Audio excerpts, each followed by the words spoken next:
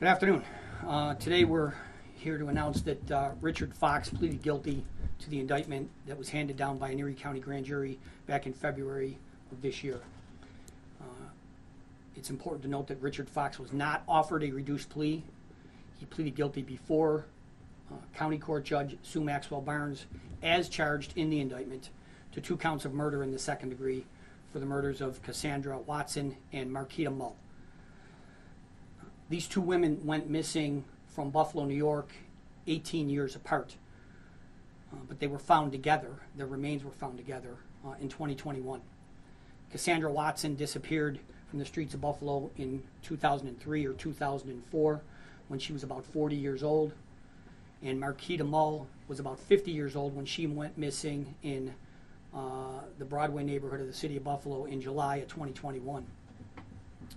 They were found together at the end of September 2021, and through the hard work and dedication of the men and women involved in this case, some of whom are here with us today, we were able to complete the investigation and arrest the murderer, Richard Fox.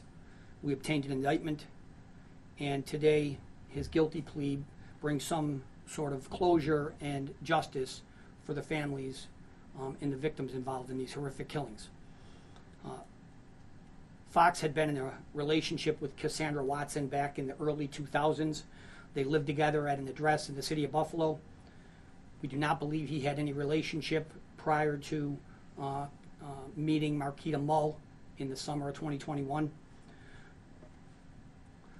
But when the remains of the 2 women were found off a trail in the town of Portland in the county of Chautauqua, that's when this case took a significant turn in this investigation.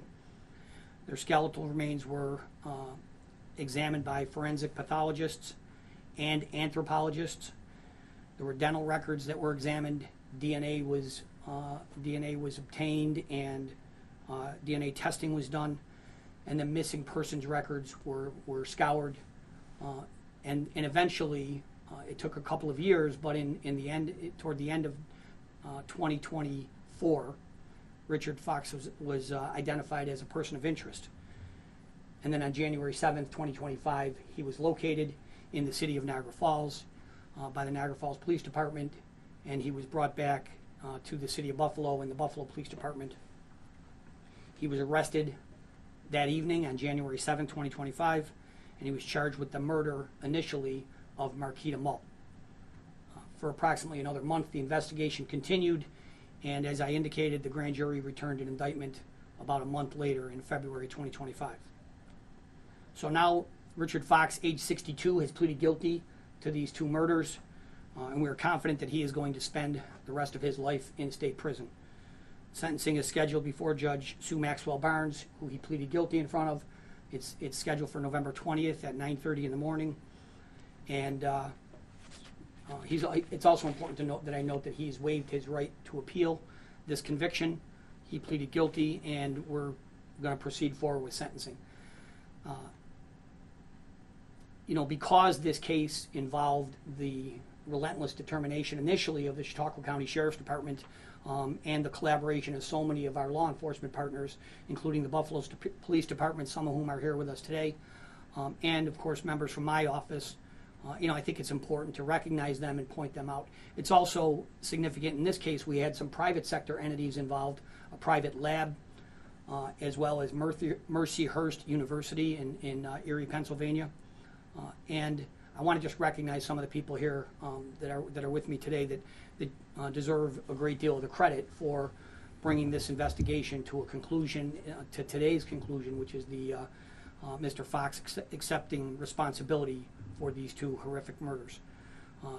To my left immediately is Homicide Bureau Chief Gene Partridge, who was involved in this case in the investigation from the very beginning.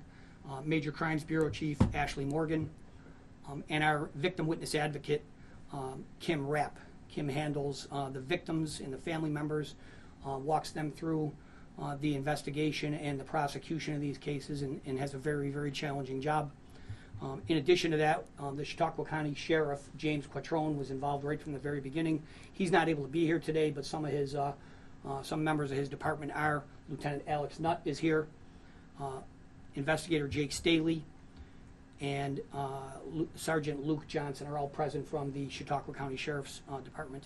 In addition, Detective from the Buffalo Police Department, Mark Costantino, is here, and Detective or current Chief of Detectives Joe Langdon is here, along with Detective Joseph Ruggiero, all from the Buffalo Police Department. And I should also mention two other people that aren't here. Recently retired Chief of Detectives from Buffalo, Craig Macy, who was involved in this case right from the beginning, as well as a former Assistant District Attorney and the Deputy District Attorney, John Ferletto. We also had involvement from our office from people that work in our Special Victims Unit and two Assistant District Attorneys, Anthony Campanella, as well as Assistant District Attorney Hillary Henry. We had collaboration with the New York State Police, the Lakewood Busty Police Department, the Niagara Falls Police Department, the Niagara County Sheriff's Department, the Niagara County District Attorney's Office, the Chautauqua County District Attorney's Office, the Erie Crime Analysis Center, the Erie County CPS Lab, the FBI, and as I mentioned, two private entities, Mercyhurst University and Othram Labs. That's a lot of people involved in a very comprehensive and a complicated investigation that took years and years to complete, even after the bodies were located. I know that Wendy Mull has been here for much of this investigation. The sister, the sister of Marquita Mull has been here, and I know there were other family members that were in court today. And it's a good day for them to get to this point and to have some closure and some, we're even that much closer to justice being obtained. There is still the sentencing to take place, which, as I indicated, is in November, and so there's I'm sure there are going to be lots of questions. Some of those I will not be able to answer until after sentencing, just in case something goes awry between now and sentencing. I have to, continue to be careful about the information that we share with the public. But this is a good day. It's a good day for the families.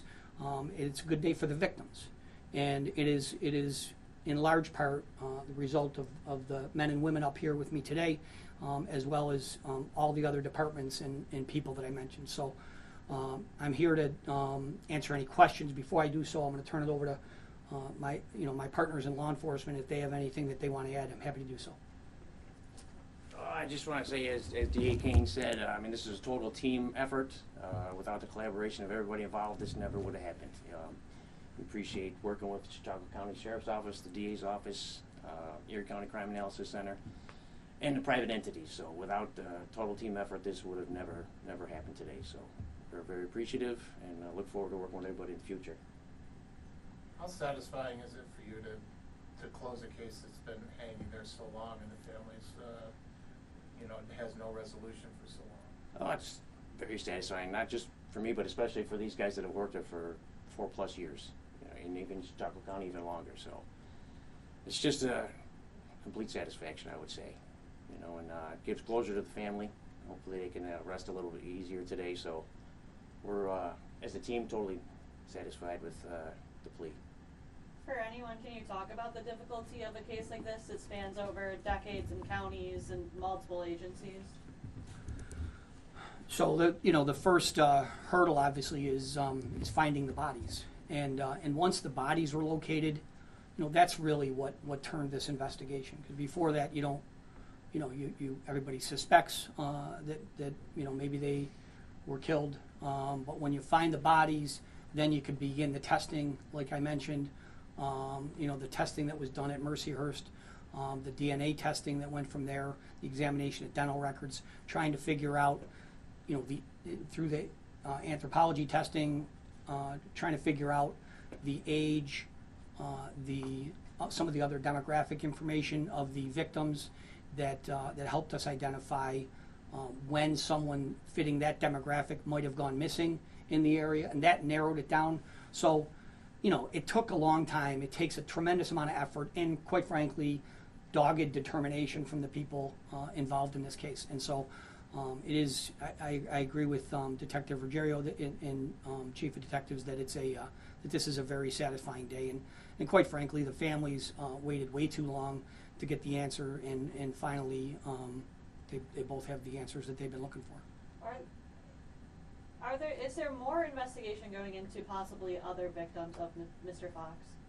There are ongoing investigations. We're constantly, and I'll make a plea to the public, if anybody thinks they have any information that might be related to Richard Fox, we are constantly looking at information and evaluating it.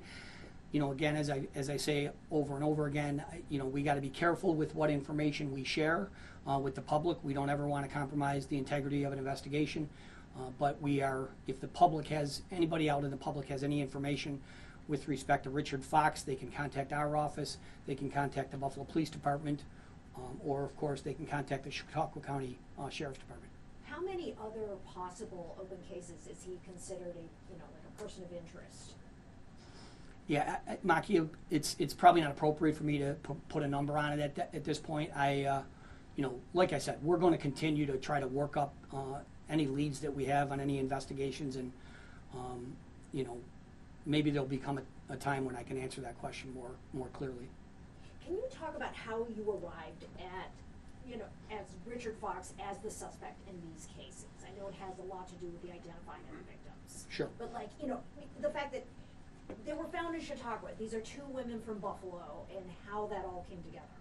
Well, I think what happened was once we identified Cassandra Watson's remains, he had a relationship with her.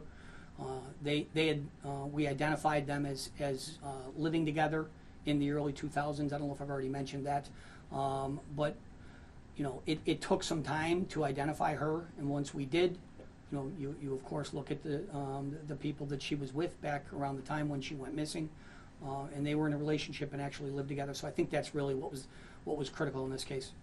And how did you find him? I know he was found in Niagara Falls. How did that happen? Does anybody want to answer that without divulging too much information?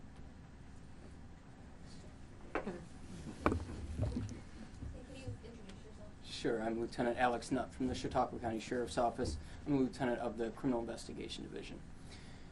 Throughout our investigation with Buffalo Police Department, we just, as a matter of working leads, once Richard Fox was introduced as a person of interest in the case, we began doing some research as to where he might be, and just were able to obtain some leads to indicate he might be living in Niagara Falls.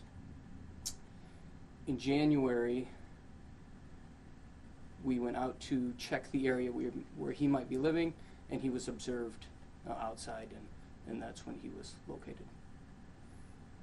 Can you talk about what today means to you, seeing him plead guilty to these cases?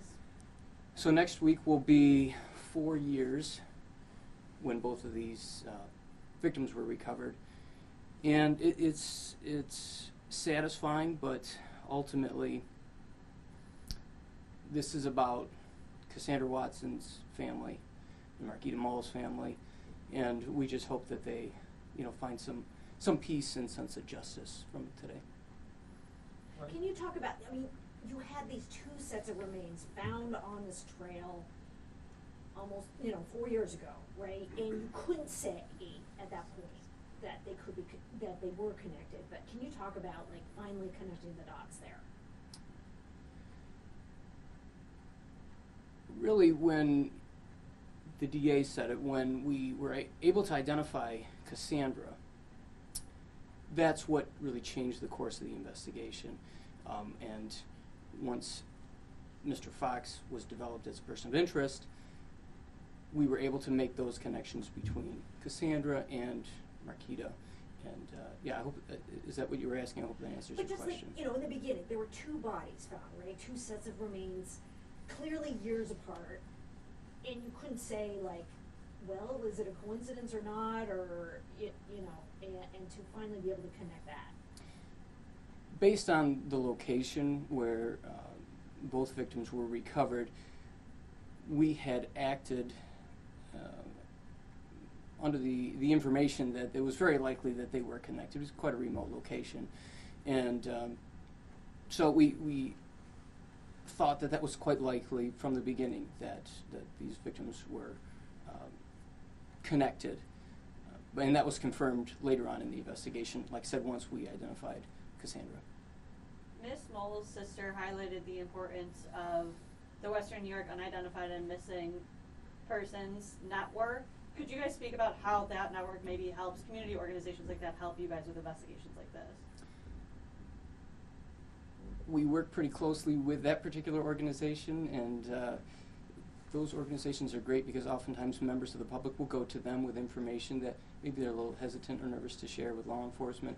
And yeah, that's a great partnership, organizations like that, and we appreciate folks that volunteer for those organizations. Any other questions? Great. Thank you very much.